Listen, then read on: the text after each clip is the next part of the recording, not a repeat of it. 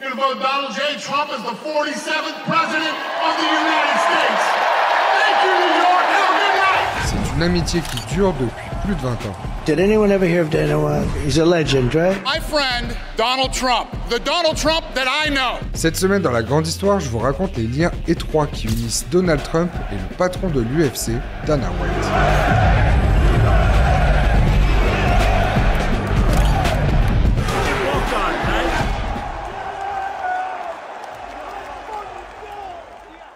Dans l'univers des sports de combat, il y a des noms qui résonnent bien au-delà de l'arène, comme celui de Dana White, le très influent patron de l'UFC, la plus grande organisation de MMA au monde. Mais comment en est-il arrivé là? Quel rôle a joué Donald Trump dans le succès de l'UFC?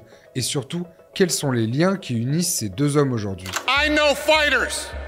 Ladies and gentlemen, Donald Trump is a fighter and I know he will fight for this country. Trump's Castle Casino, take one. Come to the castle in Atlantic City. It's more than a hotel. It's a 4-star resort. You're gonna love it. Nous sommes le 23 février 2001 à Atlantic City, dans l'enceinte du Taj Mahal, le majestueux casino du milliardaire Donald Trump. It's Donald Trump's astounding Taj Mahal. Ce soir-là, la légende du MMA Tito Ortiz remporte son combat contre Evan Tanner par KO. C'est le premier événement UFC organisé par un certain Dana White, le tout nouveau et encore inconnu patron de l'organisation. Donald was the first guy that recognized the potential that we saw in the UFC and encouraged us to build our business. Il faut bien préciser que l'UFC n'a pas démarré en 2001 avec Dana White. Il faut remonter 7 ans en arrière, soit le 12 novembre 1993, pour voir apparaître à la télévision américaine un tout nouveau sport de combat. Le MMA, ça veut dire Mixed Martial Art, littéralement arts martiaux mixtes. Anciennement appelé Free Fight, cette discipline regroupe différentes techniques issues des arts martiaux et des sports de combat. Mais en 1993, ça ne ressemble pas du tout à ça. C'est plutôt les jeux du cirque, où l'on pouvait voir par exemple des sumos affronter des kickboxers sans catégorie de poids, sans règles et sans gants. Résultat, après quelques événements, l'UFC est au cœur des critiques. En 1996, le sénateur républicain de l'Arizona, John McCain, qualifiera l'UFC de combat de coq humain. Bon, pour la petite histoire, en Arizona, les combats de coq, les vrais cette fois, ne seront interdits qu'en 1998. God bless you and God bless America. Face aux nombreuses polémiques, 2 des 3 propriétaires de l'UFC quittent le navire et l'organisation sombre tout doucement. C'est à ce moment-là, au début des années 2000, que Dana White, un jeune coach d'aérobic de Las Vegas, se rend à son premier événement UFC. Dana White assiste au combat avec 2 anciens camarades de lycée, les frères Fertitta, fils d'un entrepreneur ayant fait fortune dans les casinos. J'ai assisté à un événement de l'UFC et je regardais autour de moi en me disant « Imaginez s'il faisait ceci, imaginez s'il faisait cela, ce truc pourrait vraiment devenir énorme. » En janvier 2001, les 3 associés rachètent l'UFC pour 2 millions de dollars. Dana White obtient 9% des parts et est nommé président de la ligue. If you do not get called right now, don't get discouraged, don't get bummed out. Most of you guys here are too small. Dana White a toujours rêvé d'une chose, faire fortune dans le business des sports de combat. Mais pour bien comprendre d'où vient cette ambition, il faut revenir à son enfance. Dana White naît en 1969 à Manchester dans le Connecticut et grandit à Boston. À 5 ans, ses parents se séparent. Son père, qui souffre de problèmes d'alcool, quitte le domicile familial. La même année, le jeune Dana tombe amoureux de la boxe en regardant un combat de Mohamed Ali à la télévision. If Ali was brave outside the ring, in it, he was Quicksilver. An inspiration to other fighters who he befriended. Je me souviens de l'énergie qui régnait dans la salle, de l'effervescence et de la façon dont tout le monde réagissait à ce combat. Et j'ai adoré ça. J'ai adoré chaque minute et c'est ce qui a commencé à me donner la direction que je voulais prendre dans la vie. À 11 ans, il part s'installer avec sa mère et ses sœurs à Las Vegas. Adolescent turbulent, il se fera renvoyer de 2 écoles. Jeune adulte, il retourne vivre à Boston et enchaîne les petits boulots. Poseur de dalles, videur ou encore portier. Mais un jour, Dana White décide de tout plaquer pour vivre son rêve, travailler dans le monde de la boxe. Déterminé à réussir, il tape à la porte de la légende locale, Peter Welch. Il y avait un gars à Boston qui s'appelait Peter Welch et qui faisait des combats de rue et des combats de légende à Boston. Je me suis dit, je vais trouver ce type, je vais l'approcher et je vais lui dire que je veux apprendre tous ses ordres. Je voulais travailler pour lui et qu'il m'apprenne tout. Pendant 10 ans, Dana White va expérimenter différents métiers dans ce milieu. Manager, entraîneur et même boxeur. Avec Peter Welch, il ouvre un club de fitness et de boxe. Le club devient populaire et Dana White racontera plus tard avoir été victime d'une tentative de racket de la part de James Whitey Bulger, le célèbre parrain de la mafia irlandaise. Bulger was the boss of the Winter Hill Gang, South Boston's notorious Irish mob. He faces several charges including murder, narcotics distribution and money laundering. Pour échapper au racket, Dana White s'exile à Las Vegas où il possède un autre club de boxe. Il commence à manager quelques combattants d'une ligue qui vient d'éclore, l'UFC. Chad Jay. Voilà pour l'histoire de Dana White, mais à présent, revenons au début des années 2000. Désormais actionnaire et président de l'UFC, il va faire de cette ligue un mastodonte du sport mondial. In this world, not just in fighting, but in life. If you take no risks, you get no rewards. So, there you go. Excite les combats sans règles. Dana White met en place des catégories de poids, des combats avec round et des tests antidopage. Le but, rendre accessible la discipline aux yeux du grand public et des chaînes de télévision. Le marketing était délirant, les gens se méfiaient. Mais ce n'est pas un sport dangereux. On a de vrais athlètes. Problème, les résultats ne sont pas immédiats. En 2005, les pertes sont estimées entre 35 et 45 millions de dollars. Au bord de la faillite, Dana White tente le tout pour le tout et lance son émission de télé-réalité The Ultimate Fighter, dans laquelle des combattants en devenir s'affrontent devant lui pour décrocher un contrat de plusieurs centaines de milliers de dollars avec l'UFC. Une télé-réalité qui rappelle celle créée un an plus tôt par Donald Trump, The Apprentice. Une émission dans laquelle de jeunes entrepreneurs s'affrontent pour remporter leur place au sein de l'entreprise du milliardaire.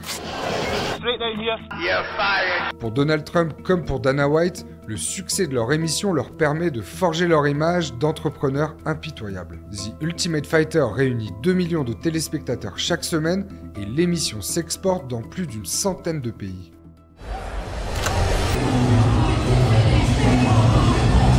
On n'existait pas il y a encore 8 ans. Aujourd'hui, on bat tous les records qu'il est possible de battre. On explose tous les records de recettes et d'entrées au guichet dans les plus grandes salles du monde. Partout où nous allons, nous sommes numéro 1, les Rolling Stones sont numéro 2. En 20 ans, Dana White réussit l'exploit de faire de l'UFC l'organisation de sport de combat la plus populaire au monde. En 2016, la WME-IMG, leader américain dans le sport et le divertissement, rachète l'UFC pour 4 milliards de dollars. Cette transaction est la plus importante de l'histoire du sport. Dana White conserve son poste de président de la Ligue. En 2022, l'UFC réalise même un chiffre d'affaires record d'1,3 milliard de dollars. Mais le patron de l'UFC n'oubliera jamais avec qui tout a commencé, Donald Trump. Au début des années 80, Donald Trump développe son empire immobilier en construisant son premier casino à Atlantic City. Le projet de Donald Trump est de faire de la ville la capitale du jeu devant Las Vegas. How about this? It's got action, it's got nightlife, the whole deal. Pour y arriver, il faut faire parler de soi. Le milliardaire décide alors d'organiser des combats de boxe dans ses casinos. Evander Holyfield face à George Foreman ou encore la superstar Mike Tyson face à Larry Holmes. Des combats synonymes de coups de pub géants pour son casino. C'est précisément la même stratégie que Donald Trump met en place lorsqu'il accueille ses premiers événements de l'UFC en 2001.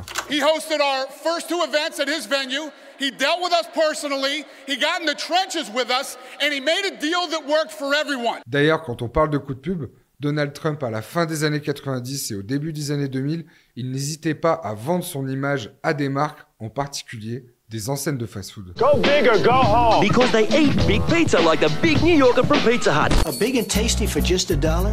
How do you do it? What's your secret? En 2007, lors d'un événement de catch organisé par la surpuissante organisation WWE, Donald Trump fait le show. Devant une foule en furie, il affronte Vince McMahon, le président de la Fédération mondiale de catch.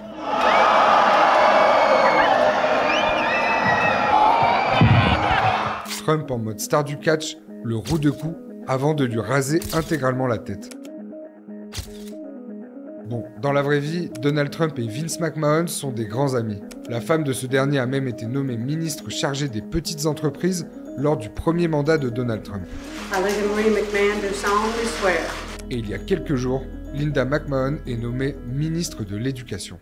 La question reste de savoir pour combien de temps, puisque Donald Trump a promis de faire supprimer ce ministère. I'm going to close the Department of Education and move education back to the states. And we're going to do it fast. Pour Trump, le sport n'est pas seulement une passion, mais aussi un business. Et Dana White l'a appris à ses dépens.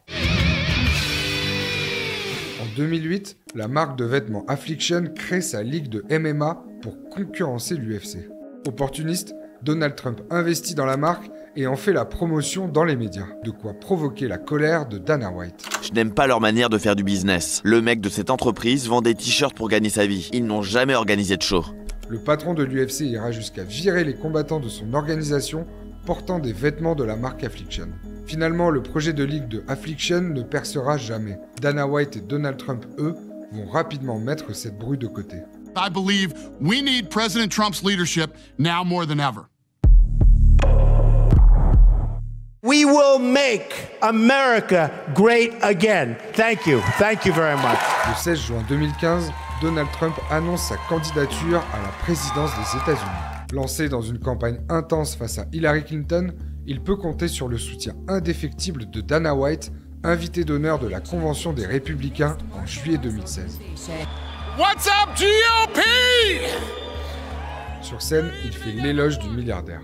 We need somebody who believes in this country, we need somebody who's proud of this country, and who will fight for this country. Et sur les réseaux sociaux, des combattants de l'UFC suivis par des millions de personnes comme Tim Kennedy et Donald Cerrone s'affichent aux côtés du nouvel homme politique du moment. Entre Donald Trump et Dana White, il y a bien plus qu'un échange de bons procédés.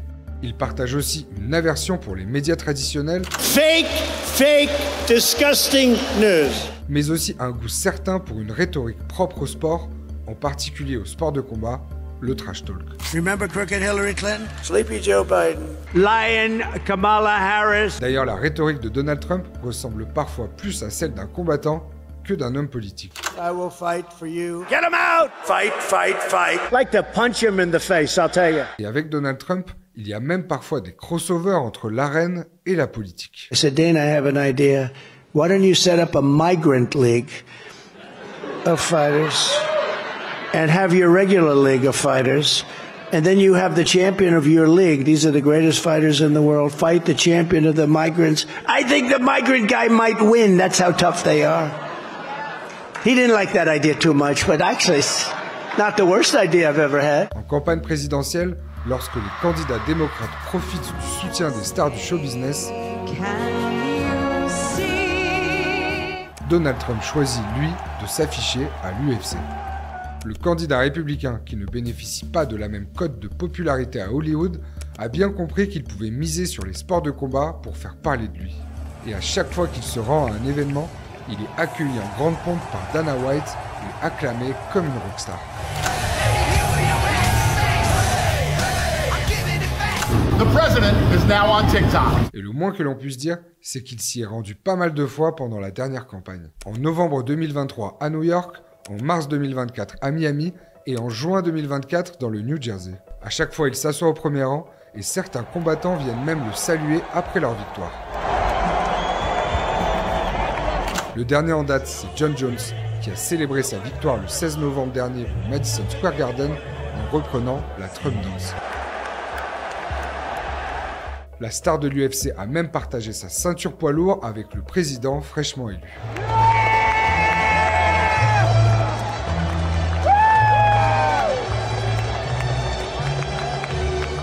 Dans cette même salle, quelques jours plus tôt, Dana White prenait la parole lors du dernier grand meeting de la campagne pour remercier son vieil ami. Merci à tous d'avoir regardé cette vidéo, j'espère qu'à présent vous en savez un peu plus sur Dana White. En tout cas, n'hésitez pas à mettre un like, à vous abonner à la chaîne et à me faire un retour en commentaire. Si cette vidéo vous a intéressé, je vous mets le lien de l'épisode consacré à l'alliance entre Donald Trump et Elon Musk. Et si vous aimez les sports de combat, Je vous mets le lien de l'épisode consacré à la légende de la boxe, Mike Tyson. Merci d'être de plus en plus nombreux à me suivre chaque semaine, ça me fait vraiment très plaisir. Mais tout ça, ça ne serait pas possible sans toutes les équipes de Brut qui m'aident à réaliser ces vidéos. Donc j'en profite pour remercier Quentin, Sophie, Azilis et Étienne qui m'ont aidé à réaliser cet épisode. Et je vous dis à très vite pour une nouvelle grande histoire.